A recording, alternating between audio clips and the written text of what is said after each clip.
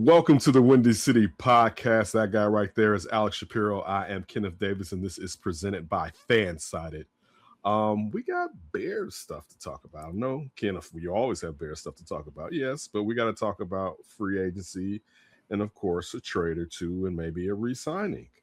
But we're going to start off with the things that are the most significant. All right.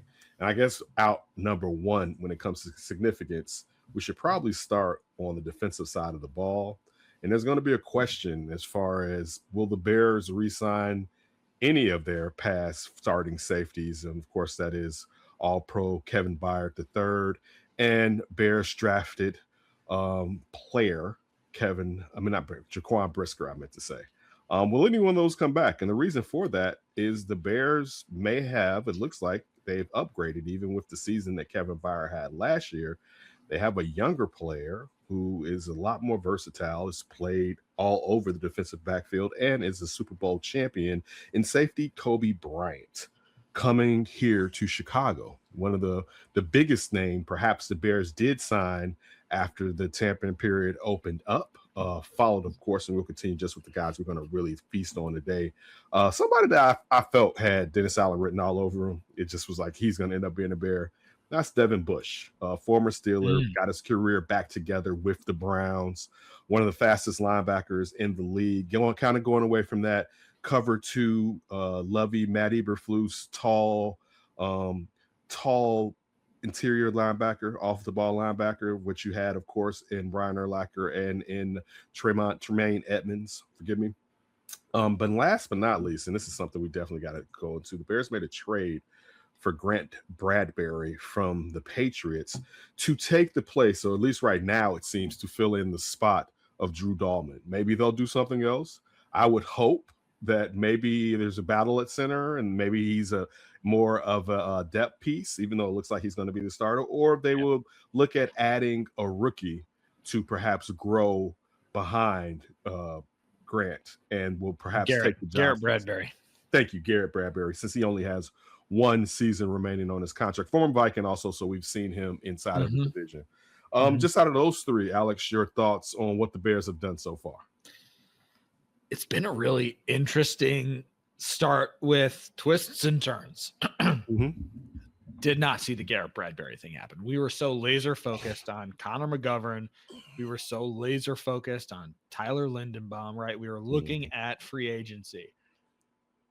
That bam, all of a sudden they swing this deal similar to how they brought in Jonah Jackson and Joe Tooney last year, right? We're looking at free agents, bam, trade.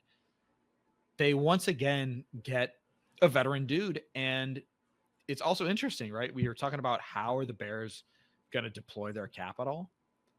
We kind of figured they're going to spend big on the center because that interior of the line is still a big focus for this offensive line.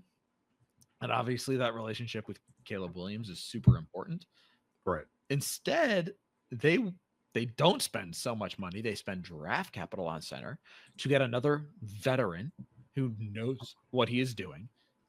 Is he a Tyler Lindenbaum? No, but this is a guy who he's a vet.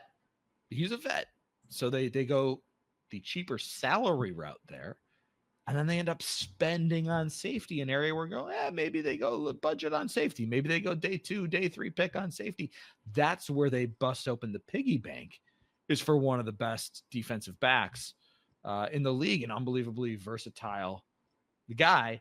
And then by adding Devin Bush, we have so much more clarity at linebacker. It once again looks like TJ Edwards is going to be your Mike and Devin Bush. I was talking with some people who know the Browns, cover the Browns. It was like, hey, is this going to be the Mike? Is he going to be the Will?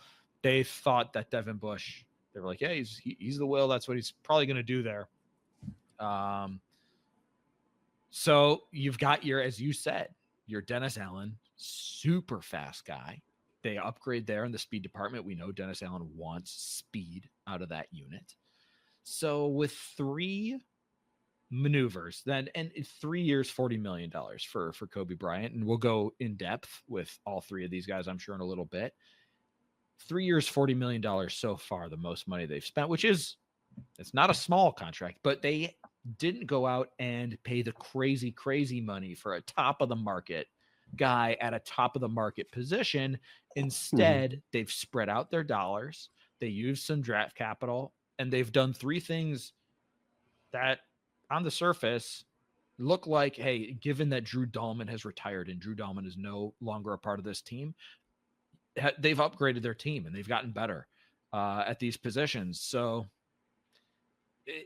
on paper, I'm a fan of these three moves. I think the Bears did pretty well for themselves this offseason in these early goings here.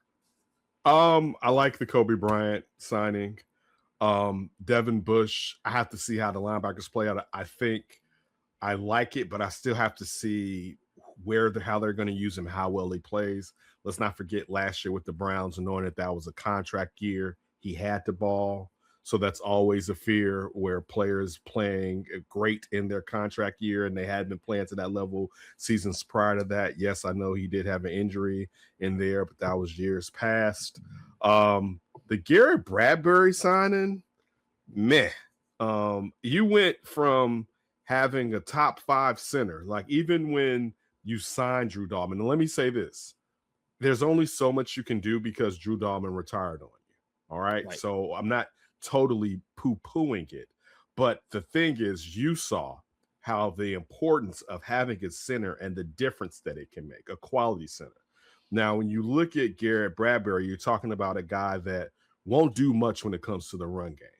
You know what I'm saying? Like that's where he's weaker at compared to he's better in the pass, but he's not necessarily a run guy. Am I wrong? Why are you making that? So I've heard something contrary. I don't know. I am not an offensive line coach. I'm not an offensive line guru. But talking with people who know a lot more about this than me, shout out Clay Harbor. Clay Harbor was talking about this. Our guy Clay Harbor, good dude. Apparently thinks he's a good fit for what the Bears do with their specific run scheme. That the outside zone stuff and some of the zone blocking should play to Garrett Bradbury's strengths a little bit more. So it might be more of a scheme fit thing where, there are certain areas where he's not going to be the best center on the block. And listen, I don't think anybody's saying that he's going to beat their doors down. He's not going to be a world beater. He's not going to be a world beater at center. But again, given the hand that they were dealt, they clearly didn't want to pay the a large sum that Mr. Linderbaum earned. He got paid by the Raiders. They weren't comfortable going all the way there. So they got a guy who might be a solid scheme fit. And again, is a veteran, knows what he's going to do. And check this out. Last year, through the Super Bowl. So that is 21 games. Only gave up 2 sacks last year and only committed 1 penalty. So pretty disciplined guy where you're now leaning on, hey, you're playing alongside Joe Tooney. You're playing alongside Jonah Jackson. Can you help with some of the zone blocking and just do your job in the middle? Don't false start. Pretty good with very few amount of fumbles. Don't hold. Stuff like that where it seems like, okay, is he going to be a force multiplier guy? Is he going to be a world beater like you like to say? Maybe not. But he might not be a huge detriment either. Okay, so 26 overall grade, and this is PFF grades. 26 overall grade out of 32 centers. 28th grade versus the run. 19th on pass rush grade. 18th on true pass sets. That doesn't sound anything like what the Bears just had. So, like, to a certain degree, and again, shout out to Clay, and Clay's played in the league, and he does. I hope he's correct. But this isn't going to be like Drew Dahlman. You know what I'm saying? Like, everything you hear from anybody that watched the Patriots was basically like decent, but, nothing to write home about. You hope that the guards around him can lift him up and help sustain him. Again, he's a veteran. It's not that he's a scrub, but you had what we hoped was a top 3 center last year, right? and he basically lived up to that, making it into the Pro Bowl, right? Like, so when you think about that, I just think it was meh. Like, to me, I hope there are plans to beef up the center position more than just going to the situation. It seems similar to a degree on what the Bears have done in the past under Ryan Poles, where, and you could say even prior to that, there's been a lot of stopgap centers that just couldn't carry enough water. So yeah, that, and again, it's not a knock.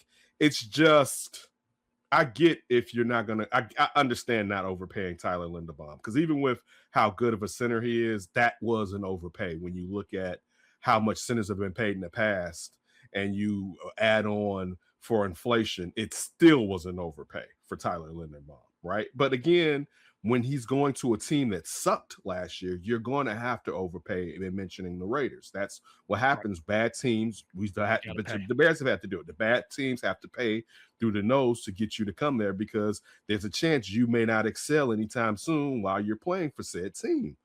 So that, out of those three, that one is the one that's most concerning for me, because the thing that you and I both said was, if you get a really great center or a really good center, we've seen what may just be a serviceable left tackle could be with this line when the other four guys are playing at a premium level. You know what I'm saying? We should probably talk left tackle too. Yeah. Speaking of serviceable left tackles. Right. So to me, and again, listen, you can't do everything. I know that too. The Bears don't have the cap space that they had last year. Ryan Poles kept the powder dry for years when it came to cap space. And when Ben Johnson got here, he was like, spend it. Or if you ever watched the Flintstones as a child, charge it. All right. That's what it was basically. Right. So again, I think there has to be something like, you and I have talked about, well, maybe go conservative and use this draft to improve certain aspects. And we'll get into that somewhat on this show, but of course, perhaps in our next episode. So that has to be the dream. I love the Bears, so I'm always gonna have a tinge of rose-colored shades on, but I'm not gonna BS, and I'm not saying you're BSing the people that are following us and listening to us. That signing, I hoped in my heart it was a contingency plan, as far as, all right, how crazy are the centers going to be, but also maybe there are some centers that teams are moving off of, i.e. Green Bay, that maybe we can get our hands on, and we can have him or we can move him. But he's not getting paid that much if you want to cut him, right? Even if you're just like, you know what, we toss it. But I would hope it was more of, just in case we're out here and there's no dance partner, at least I got somebody at closing time to go home with. You know what I'm saying? Now, I may not want to stare that hard when the lights come on, but at least the bed's going to be warm tonight, if you get my drift. Totally. Everything about the deal gives them room to make another move. Whether it's, like you said, somebody comes available, you could still add that player. He's not making that much money. You gave up a 2027 fifth-round pick, not even their fifth-round pick this year. I don't think they had their fifth-round pick this year anymore. I think they already gave it up. So they give up next year's fifth-round pick. So which is a sixth-round pick. Yeah, it's like, sure, exactly. That's next year's problem. We're going to worry about the 2027 draft in 2027. Right. So it was not a very large price. They could absolutely still draft another center. They could absolutely still add to that group if something unforeseen happens and somebody becomes available, where it's not the end all be all. And you've got us, like, in the meantime, you do have somebody in the building who can do the job. Right? No, it's not. Again, it's not the worst case scenario by any means. Far from but it. Okay, we'll get back to Kobe Bryant and Devin Bush. But now at your left, because we may as well finish the offensive line. Sure, absolutely. At left tackle, and this is something we've talked about, you brought back Braxton Jones for what looks like $5 million can be $10 million. And that's the hope that the Braxton Jones that performed for you last year was one that couldn't train, but was more that was returning from injury, so he was rehabbing more than he was training. Did he get a real chance to see, can Dan Rochar make an improvement with how he coaches the offensive line? Perhaps there's some, clearly they had to ask him what his thoughts were or whatever. Maybe, I mean, it seems the longer we get into it, and you said this, and I was like, whatever, but the Ozzie Trapillo situation was worse than what, I'm saying, I expected initially when he was injured.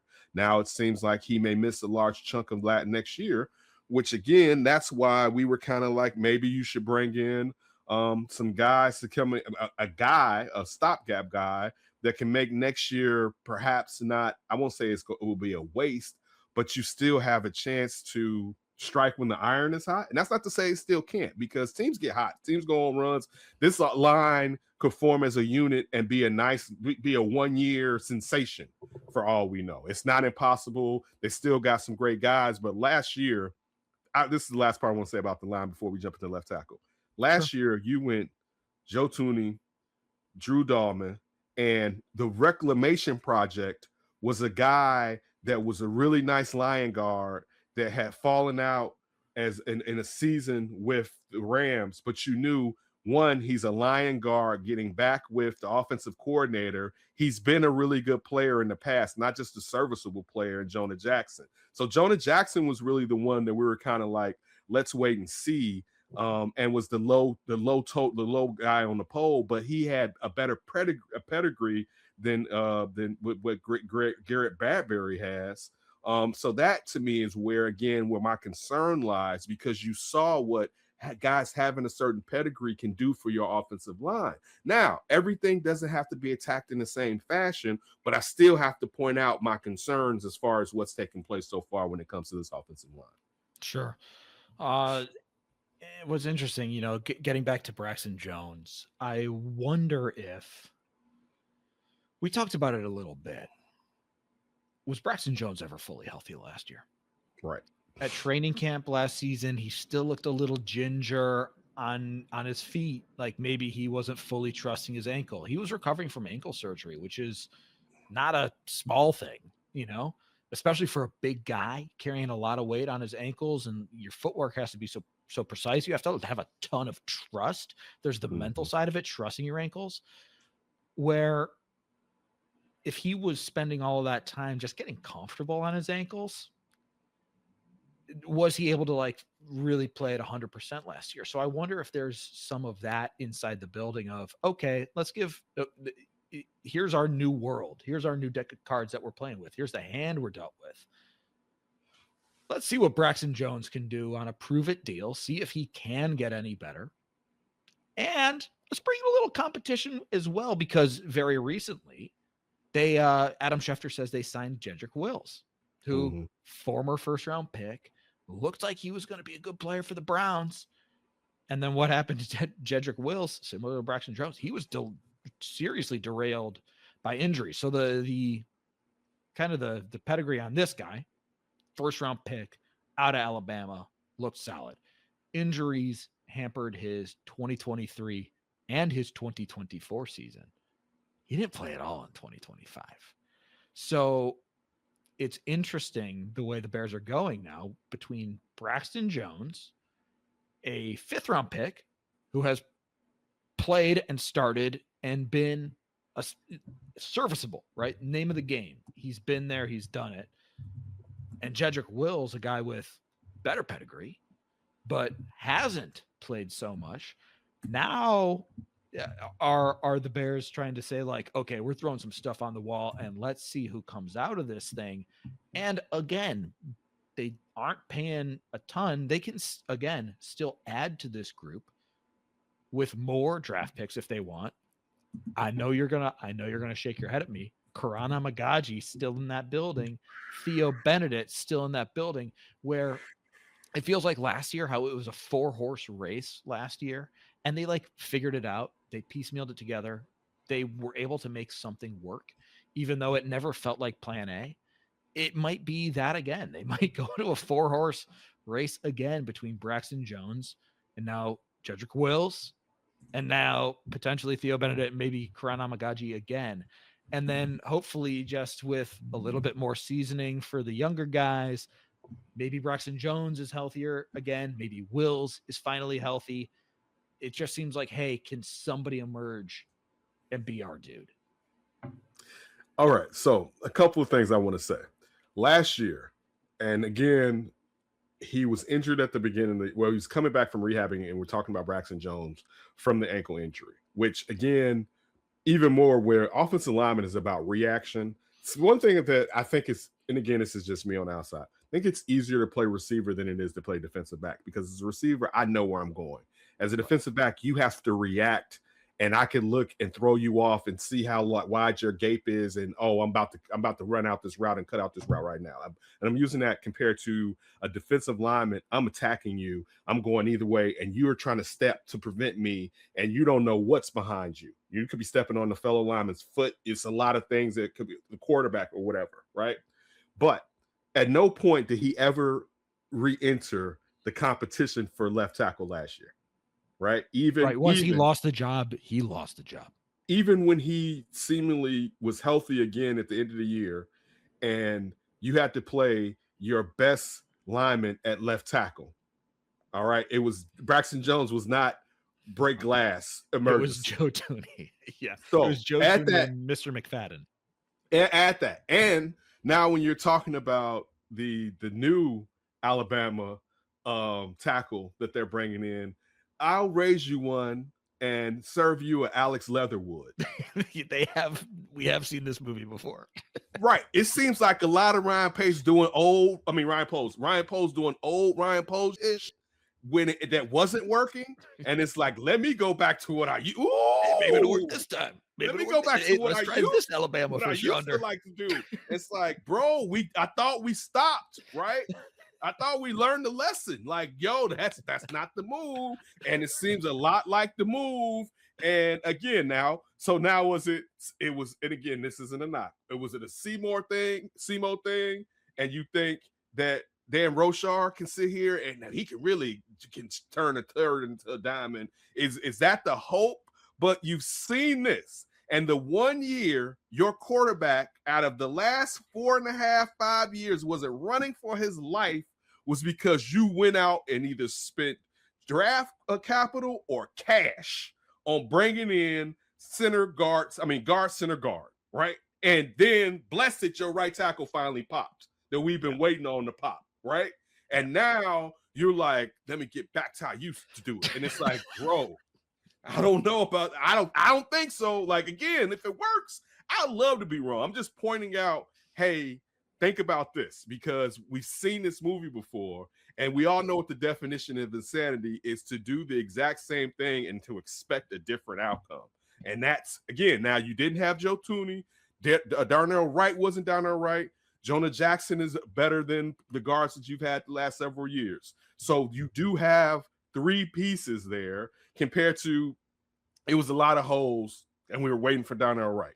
But still, I got to see what they do, because and again, this is the problem with Isaac Trapillo giving us something to think about as far as maybe they finally got a guy. And none of us were saying at that time that he's a world beater, but it was like, hey, no one's saying his name, which, right, damn, that's a really good thing, right? Exactly. He was invisible out there, which is perfect. That's perfect. That means nothing's happening over there that's alarming to any of us, right? Yeah. And that's just where my concern lies when it comes to the offensive line, particularly where I get it. We're going to have shiny toys for Caleb. If Caleb can't stand upright, and it's sooner or later too, and I'm saying they don't, and I know he's still really uber young, the things that he does are going to be limited by hits and age, right? And you're going to have to protect him also from himself, right? Because he wants to get out and wing it. You know what I'm saying? And that's not usually a formula for consistent success. It's a formula for when we need you to do it. Thank goodness we got Batman. I mean, you got Superman back there, but we need a lot. And I always say this, we need a lot of Clark Kent doing Superman things, but not opening up his shirt because he doesn't want to reveal who his identity is. You know, we need Caleb Williams wearing his fake glasses. His glass. Look, there's a fire over there. Nobody sees you, right? Oh, they need something hot. Nobody can see it coming from you. Stuff like that. You know what I'm saying? We need a little bit of that before you go full Cam Newton with the Superman sign exposed. Yeah, absolutely.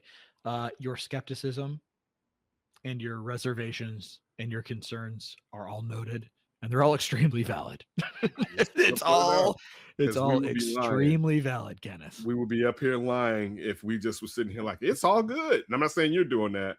But again, looking at the success that you had, a large chunk of why you were in the playoffs last season was when that line after the bye was able to run the ball, right? And how quickly they gelled and were able to take Caleb from being the most sacked quarterback the season prior to a quarterback that was sacked nowhere. It was what, 40 less sacks? Wasn't it something like 20 compared to 60 something? Yeah, that's dramatic. All right, you were David Carring it up, and you brought him down. We've seen it with our other former quarterback, in Justin Fields, and you did that. And hopefully, again, they're able to do that this year. But I'm just trying to point it out that some of these things are rummaging through my brain. You're right. What do they say? If you have 4 left tackles, you have none. Right. I mean, but look, if people take it as a joke, but like, right, if you like, you would know, right, when you're like, man, we just trying to see what we got.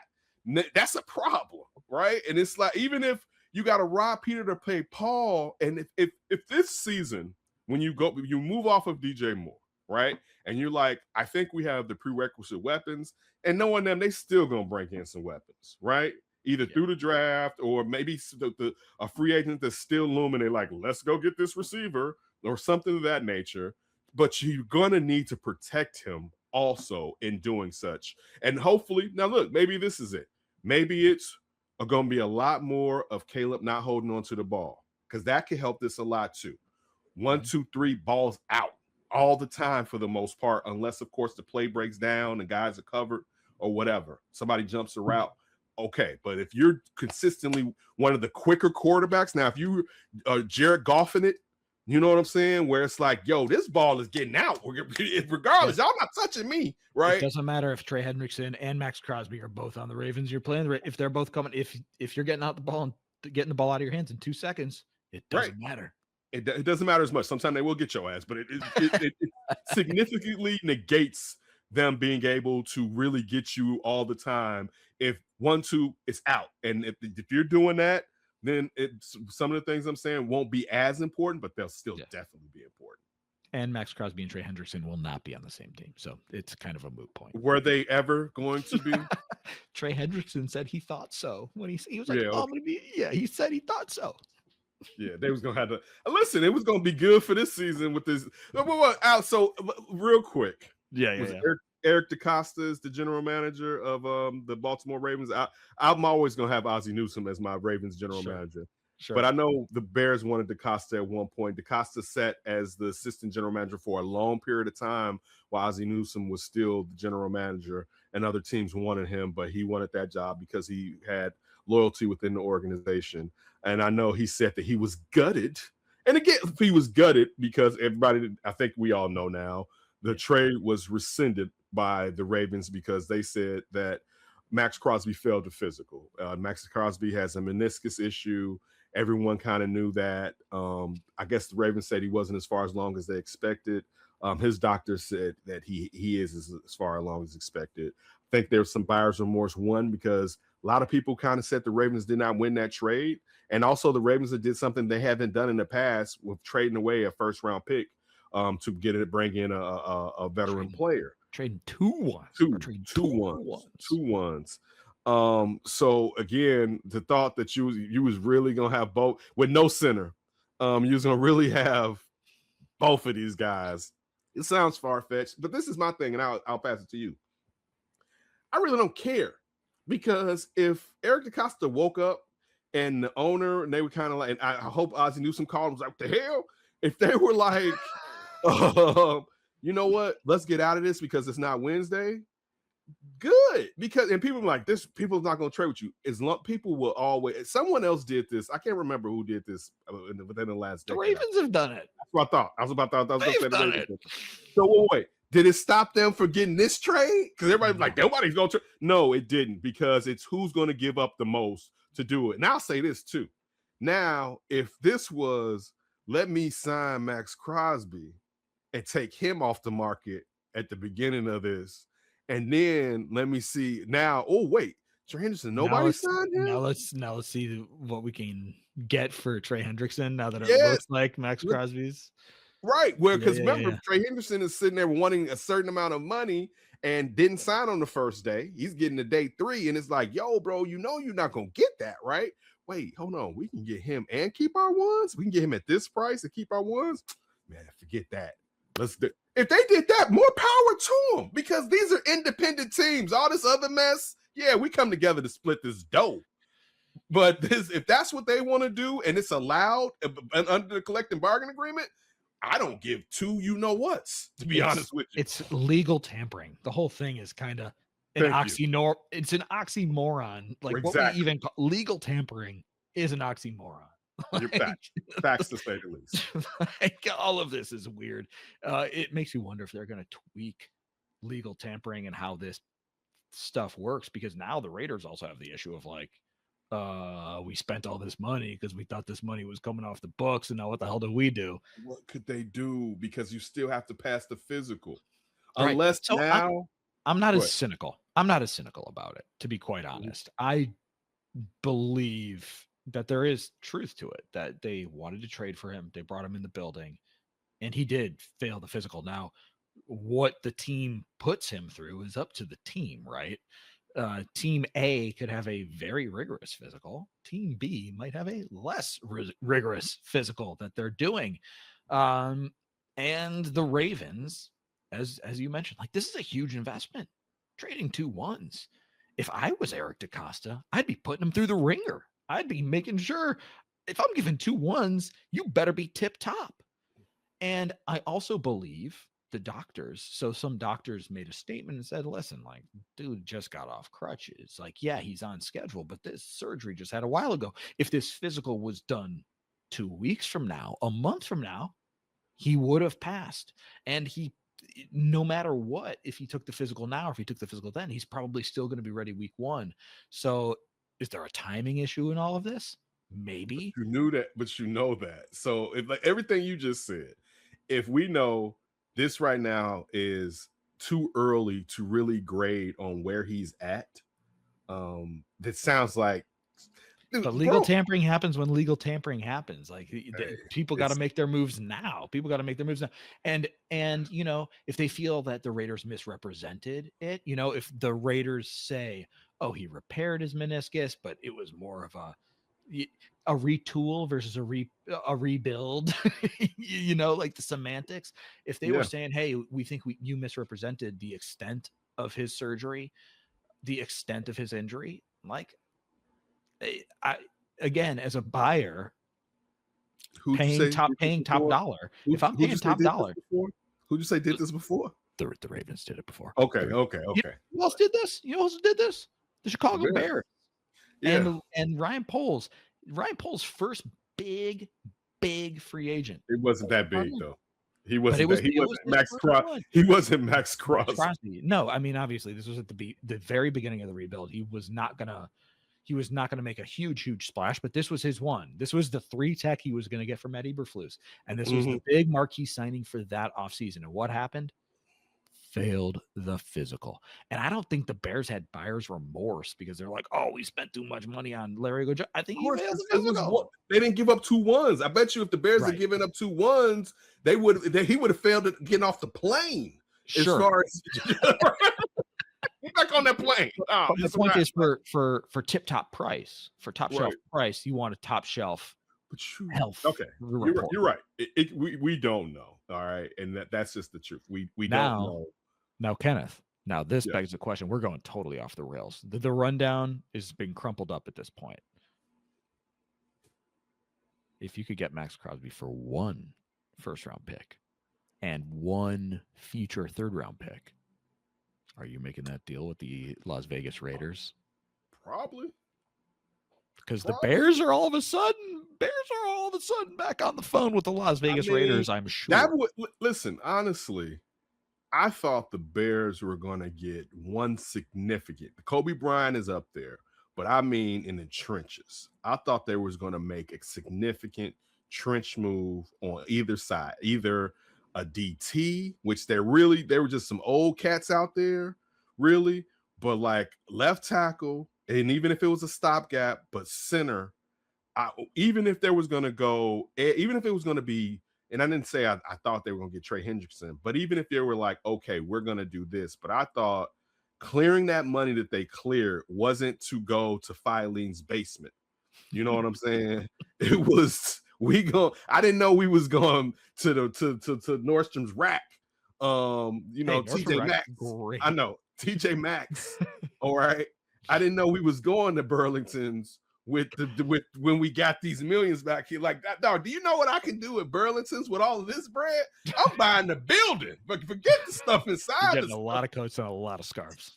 Right. Oh. So it was like that was kind of the feeling, I guess, the desire and it wasn't that I needed you to do a lot. I just thought one side of the ball was going to be significantly upgraded. You know what I'm saying? And the O-line, the only reason the O-line needed is because your center retired.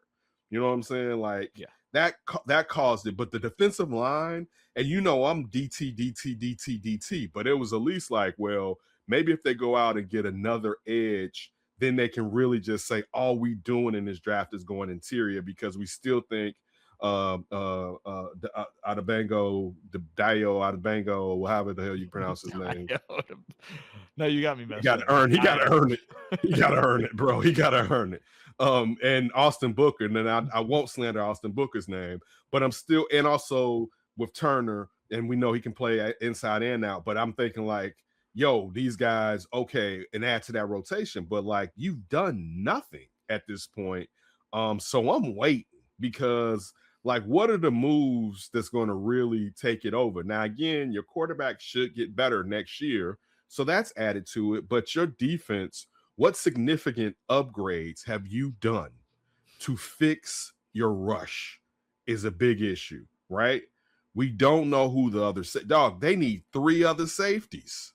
Like, we talk about the back. We don't carp on the backups, but the backups played and were special teamers. Right, Elijah Hicks and Jonathan Owens played football last year. Nashawn Wright is gone, right? Nashawn Wright is gone, and Cameron Lewis is in.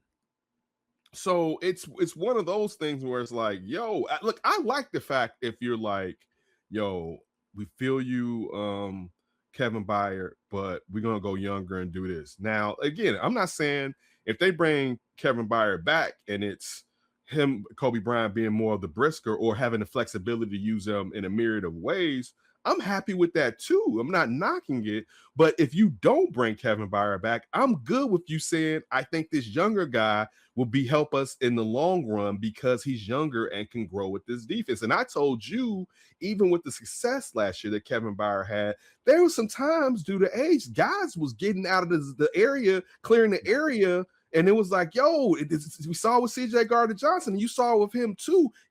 Again, this is the problem with TJ Edwards. Yes, he can see it and he knows and he has a high IQ, but then sometimes I'm just fast and through that zone. What you gonna do? Right? Like, yo, them 80-year-old ankles ain't gonna be able to keep up with me. I'm fresh out of college right now. You know what I'm saying? Like, it's just that's a thing. So if they're like, yo, even though he had this renaissance season for a guy that was a takeaway expert, really, particularly during his reign in Tennessee and a little bit here, but definitely in his reign in Tennessee, he's been one of the best turnover. And I'm talking about Kevin Byard safeties in the league. He had one of his best years here as an older vet, long in the tooth. But maybe we shouldn't bank on him doing that again. If you're doing that, I'm good with them doing that. If they bring him back, I'm good with them doing that. But the fact is still, the defensive backfield, even with all the injuries the Bears sustained last year, was not the biggest issue. And even this is another thing. And you know how we always give Matt Eberflus props for the defense? We like, was it Ryan Poles or Matt Eberflus? Drafting Kyler Gordon and drafting Jaquan Brisker. Right. But historically, over the last 5 to 8 years, what team has been really good with drafting defensive backs? So good that they basically lost almost all of them, particularly to the Rams. this year, and I'm talking about the Kansas City Chiefs, where Ryan Poles comes from. Sure. The Kansas City Chiefs has been an extraordinary team in drafting defensive backs, and Ryan Poles comes from there. So that Seahawks actually, too. Hey, the Seahawks too. yeah, you're right. You're right. And so that actually could be a decent part of Ryan Poles. One thing he can do is particularly not offensive lineman, his former position, but he may be able to spot really good defensive backs. So I'm not even as worried, and not to say the defensive backfield may not take a dent. I think that that's something they can correct if it is this year. But we got to see how the linebackers play. And I'm not mad at what they did with the linebackers. That's cool. Even though you're leaning on TJ Edwards being healthy for the entirety of the season, I'm interested in how that's supposed to be. But the defensive line, have you seen something that makes you think the defensive line is going to be really upgraded? Or let me say this. Are you under the assumption that if the defensive line is healthy, it's going to be marketably better next year? No way. They got to make mega additions, which is why I'm like kind of in on Maxx Crosby again. Yeah, definitely. You know, if the price is right, and the price will not be 2 firsts anymore. If hell no. Comes down considerably. Like I got 2 at the end of the yeah, exactly. At the end of the you day, want to own the second round? Great player. Do you want to own the second round? No. I'm with you. Like they have work to do on that defensive line, which is why, again, I think it's so interesting that they spent in the backfield. They spent on safety. And again, like you said, they had to bring somebody in. Yeah. I mean, I think it's also interesting that, you know, 2 years ago, we were talking about how are the Bears going to upgrade from Eddie Jackson if they move on from Eddie Jackson? Well, they did with Kevin Byard. Mm-hmm. They might have done it again. Can we go into Kobe Bryant a little bit just for fans who aren't as familiar? So Kobe Bryant, right? 3 years, $40 million. This is the signing right now. He was the safety on the Super Bowl winning Seahawks alongside other great defensive backs like Devin Witherspoon, Reek Woolen. So that's another team. They had their DBs on lock. Super versatile guy. Last year, he allowed a 59% completion percentage when targeted and a 54 passer rating when targeted, and only allowed 1 touchdown. Way better than either Jaquan Brisker or Kevin Byard just by the numbers. Brisker allowed 5 touchdowns when targeted. Byard allowed 7 touchdowns when targeted. So those guys did create takeaways, and they were, you know, Brisker was a tackling machine at times. Kenneth, you were right on when you mentioned there were times when Kevin Byard had guys running by him. Those guys gave up 12 touchdowns between the two of them. Again, Kobe Bryant only gave up 1 and was pretty locked down as a safety. Over his rookie contract. So his rookie contract just came up. This is his 5th year. 7 interceptions, 7 forced fumbles, and 1 return touchdown. So takeaway guy. And the takeaways came on late, which is of note. So this is where the versatility comes in. We talked about him on the Under Center podcast coming out of school because Kobe Bryant was at Cincinnati playing alongside Sauce Gardner. Yeah. Everybody named Mama was there. Alec Pierce. That team was so loaded at the Cincinnati team. They had like 2 other guys that made the league too. The quarterback was the one that really didn't pan out as much, but they were loaded on that roster. Please continue. They were loaded. So Sauce Gardner is Sauce Gardner, and he was Sauce Gardner in Cincinnati. So nobody's throwing his way. That means Kobe Bryant is getting all the action. He was playing outside corner at this point. He was playing outside corner. So he's getting targeted all the damn time because they're like, yeah, we're not throwing to Sauce Gardner. And he was so good. Like he stepped up. First team All-American his senior year, won the Jim Thorpe Award his senior year, which is the best DB in college football. Now, does that mean Kobe Bryant's better than Sauce Gardner? Like, no, but he got all the action, right? So he had all the targets. He was the one who was tested all the time. Then he makes it to the NFL, not playing. He's kind of competing at outside cornerback. Pete Carroll says, guess what? You are now our starting nickel. He moves to starting nickel, and that kind of becomes his job. He gets hurt, misses a little time. New defensive coordinator comes in.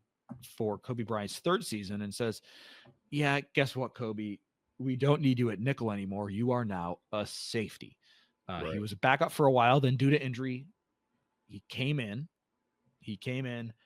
And then again, was just that starting safety and was the starting safety for the Super Bowl winning team. And interestingly, when he made that move to safety his last 2 years, all 7 of his interceptions came when he was moved to safety. So is he going to play safety for the Bears?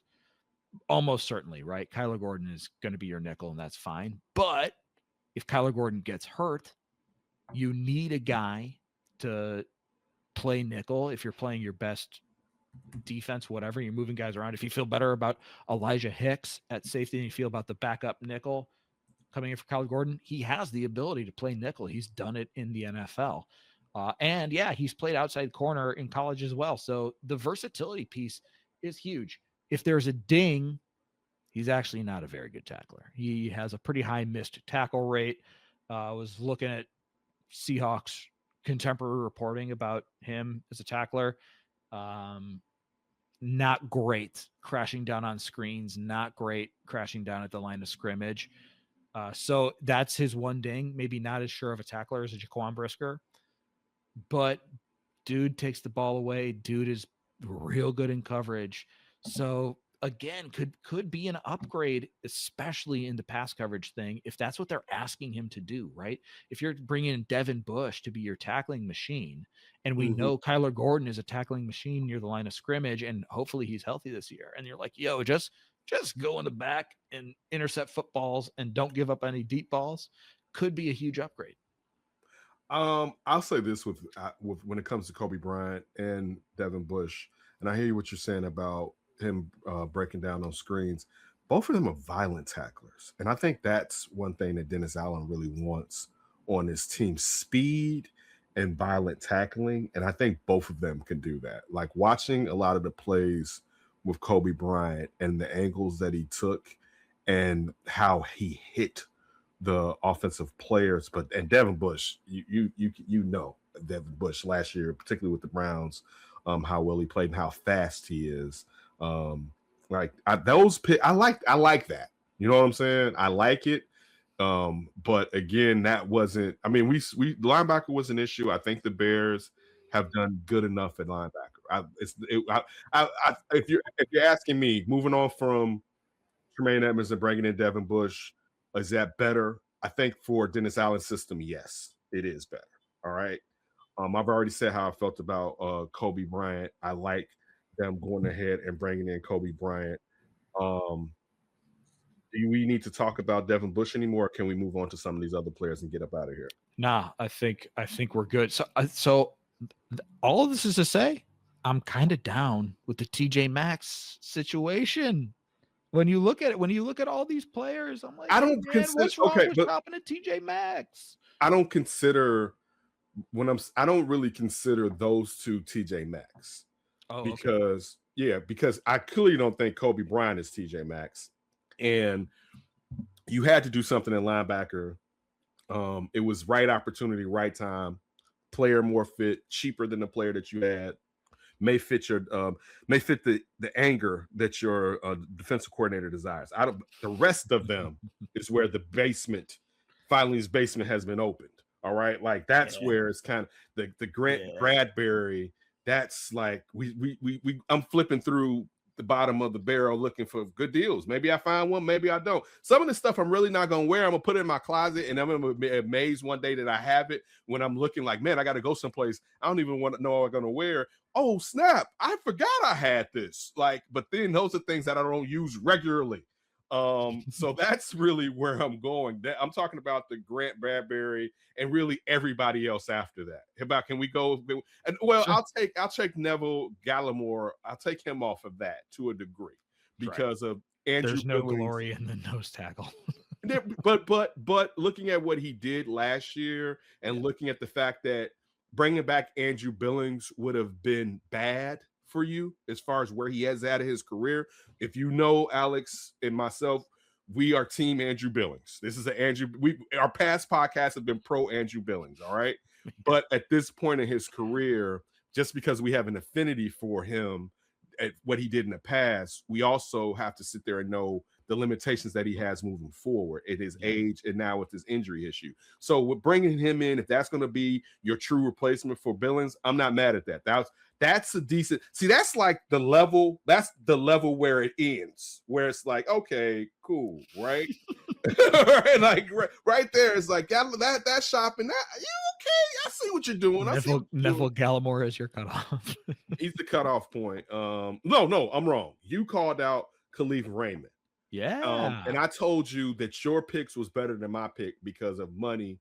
When I went to go with what's his name from Seattle that got re-signed by Seattle. What's the Shaheed.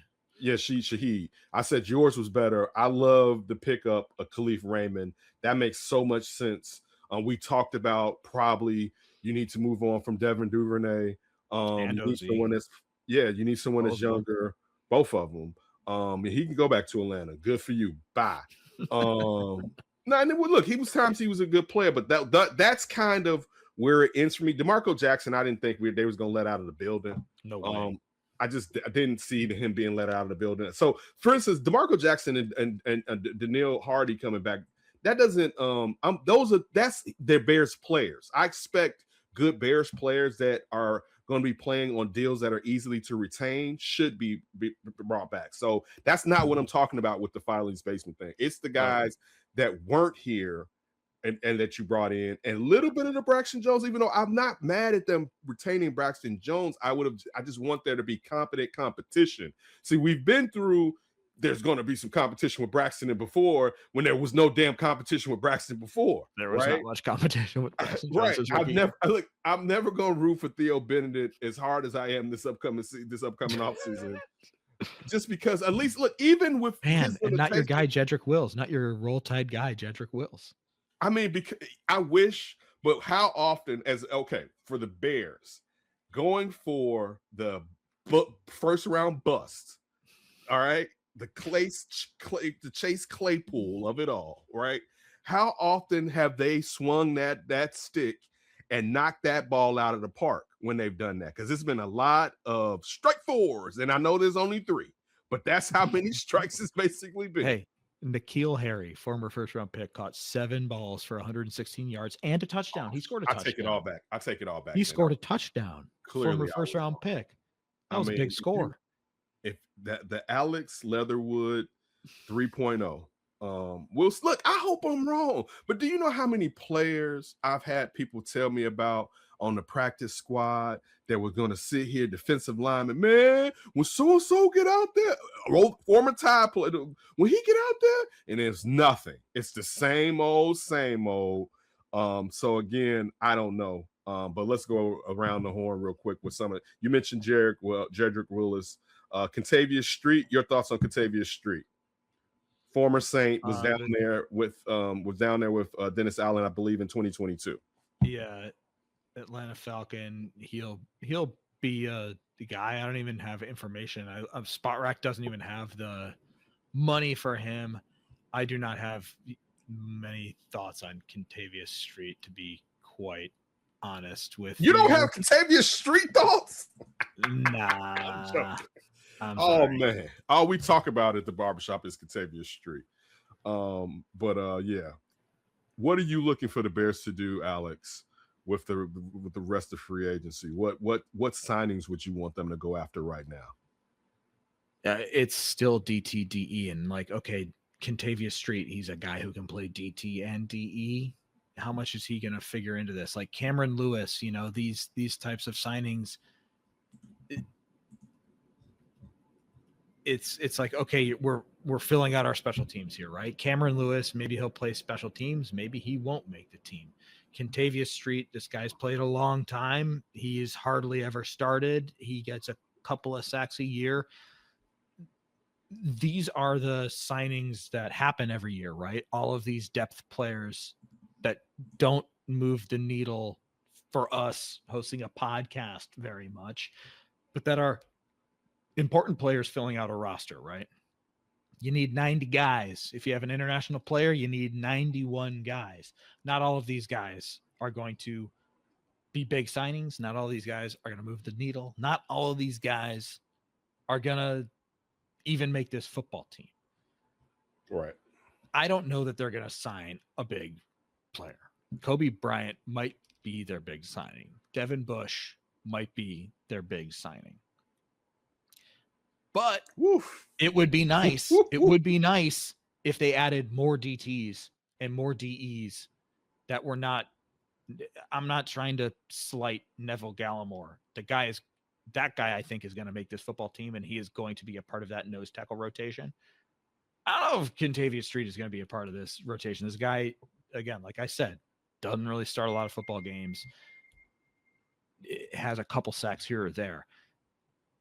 To me, I think the Bears need to add more competition and add more guys that are moving that needle, guys that we are getting excited about.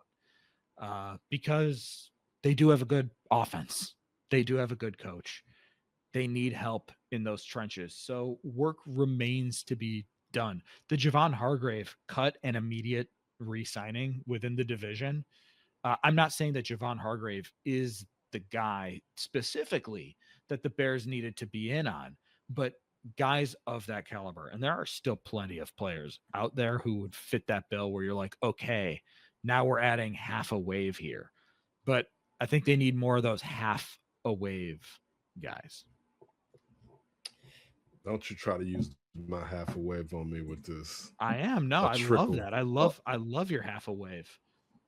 I know, but they don't have, dog, you got to get a wave to get half a wave, because the half a wave is the second. You can't half a wave out the door. Like, you know what I'm saying? See what you mean. I'm missing. I meant like they need a guy who will be half of a wave. Oh, got you. So finish the wave. You're finishing the wave. To finish the wave. They need to finish the wave. The first wave has to be finished, so then Correct. we can get to the second wave. See, the waves are about, really, this is defensive linemen and sending waves of fresh bodies that are efficient and talented, right? So that there's not Montez enough Sweat wave. And whoever is next to him are one way. And when they need a breather, then Dayo Adengbo and Austin Booker can then do their thing, or Austin Booker and somebody else. And by the way, it's now that I have not heard it over and over, Dayo Adengbo. What do we think? Do we what do we think? Is Dayo Adengbo? What do we think about that? No. What do we think about his prospects this season? Because Dayo Adengbo is going to be a part of this team unless he somehow gets traded.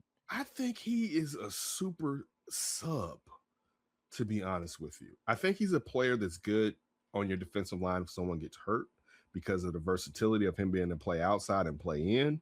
I don't like him. I would like him as a starter if he was my third guy. Like, he was, the other three guys are more talented to him, right? Now, he could be closer to the second, the second. Well, no, he could be closer to the fourth guy. But I need him. Like, I need him to be like that far, where it's like basically you the fourth talented guy on the offense. You want him next to Austin Booker on wave 2. Yeah, that would be great, to be honest with you. If he was playing, but see, I don't know if I even want him playing. Well, of course he's going to play edge. He's a guy to me that if you're going NASCAR package, wouldn't be bad kicking inside on clear passing downs. Third and 9. Like if you want to sit there and say Sweat and our other DE, and we're putting him in a defensive tackle. Neville, get the hell out. Get out. Get out here. Odang up in there, right? If you want to do that, yes, I'm like, then that's where you get value out of players like that. But if you're like, no, he's Robin to Montez Sweat's Batman, this with the Colts, they did it with Muhammad.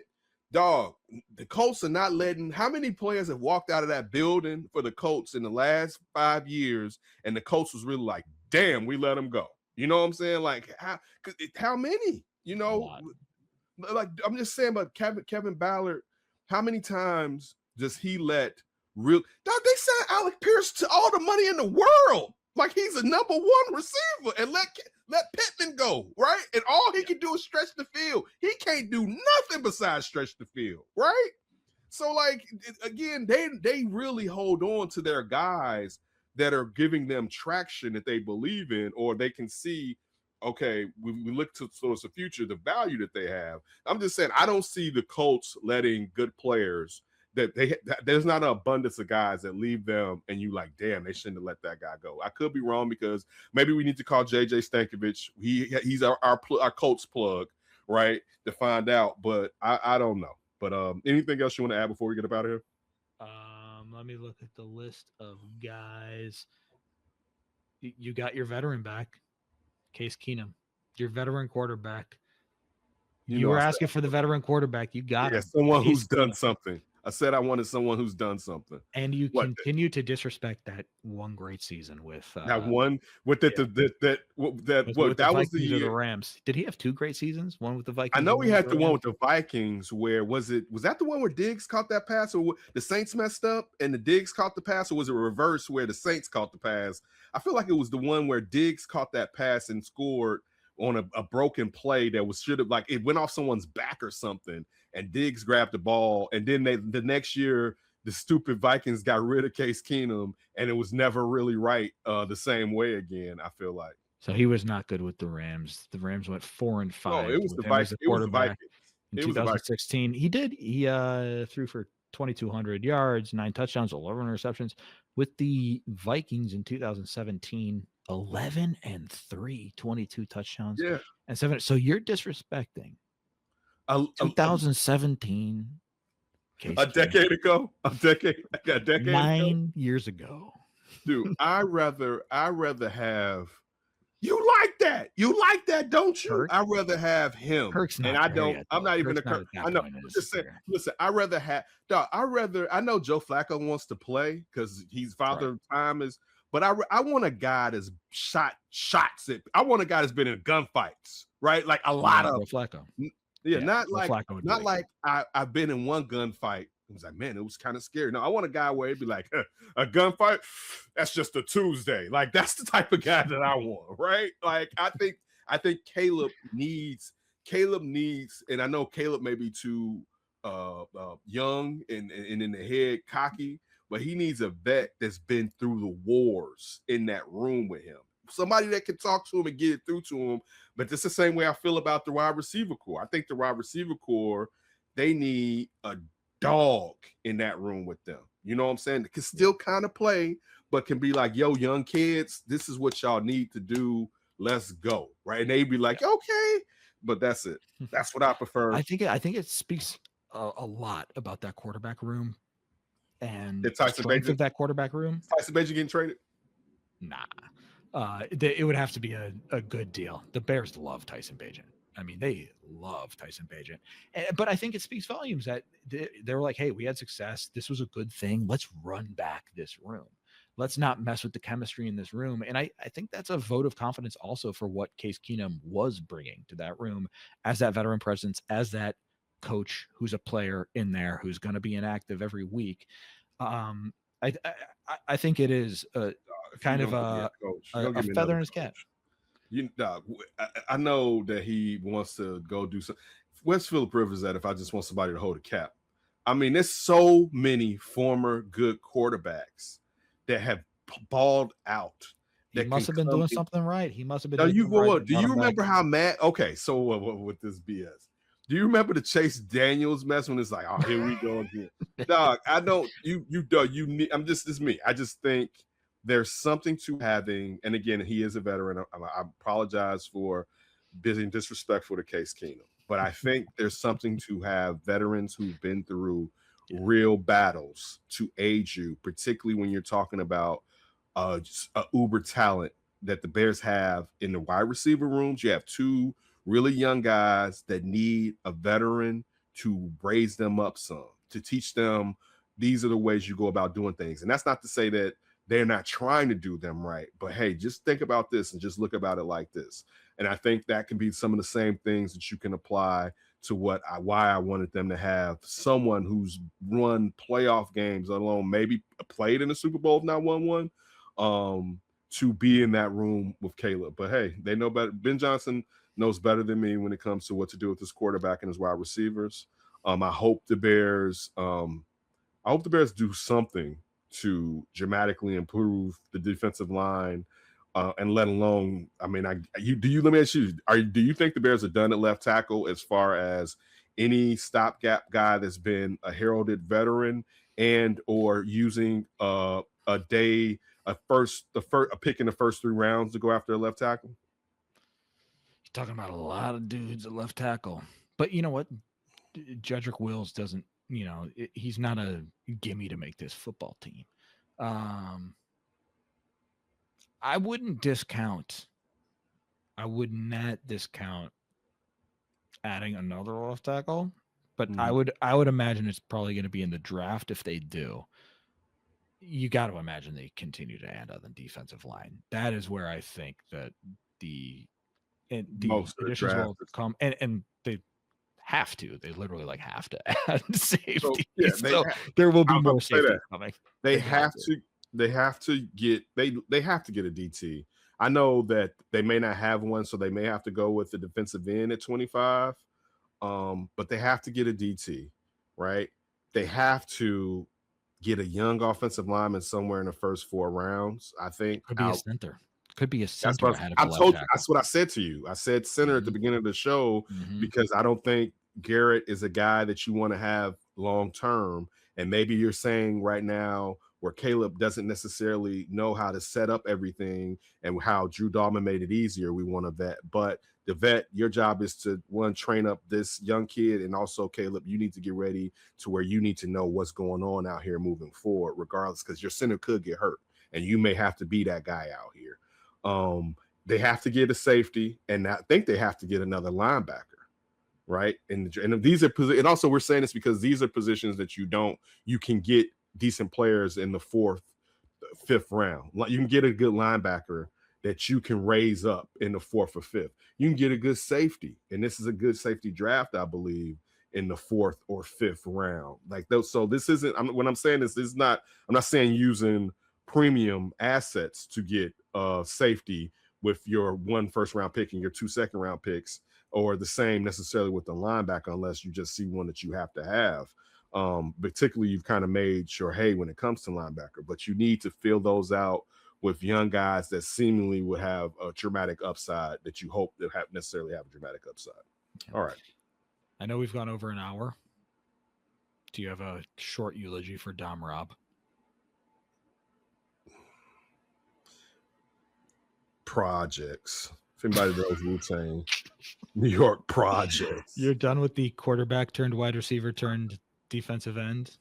Every position ever, skilled position played in college.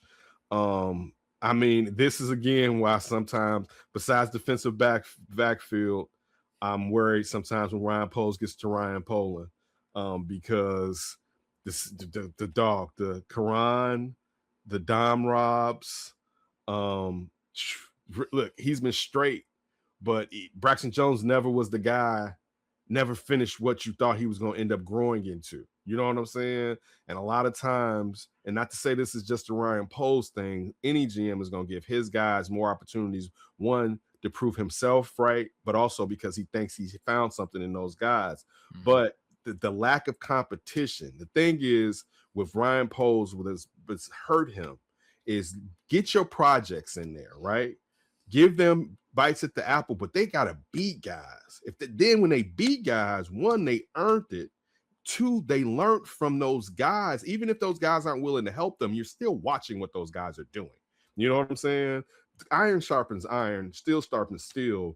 That's what you have to do. And the fact that he never gave Braxton Jones a real competitor, that would have helped Braxton Jones, right? Instead of just here, run with it. Dom Robinson, I wish him good luck, but I was happy they finally let that dream go. Like I told you last year when it was like Dom Robb, it's like, dude, and I'll tell you this, if he goes on someplace to have success, I will not say they should have held on to him. No, the same thing that we said about Mark Colombo. Mark Colombo last episode, right? Yeah. Where it was like, you know what? Sometimes you got to let a guy get out of the building. Leonard Floyd was for a half a season unstoppable. Right? It was like, damn, they may have got him something. Then he plateaued.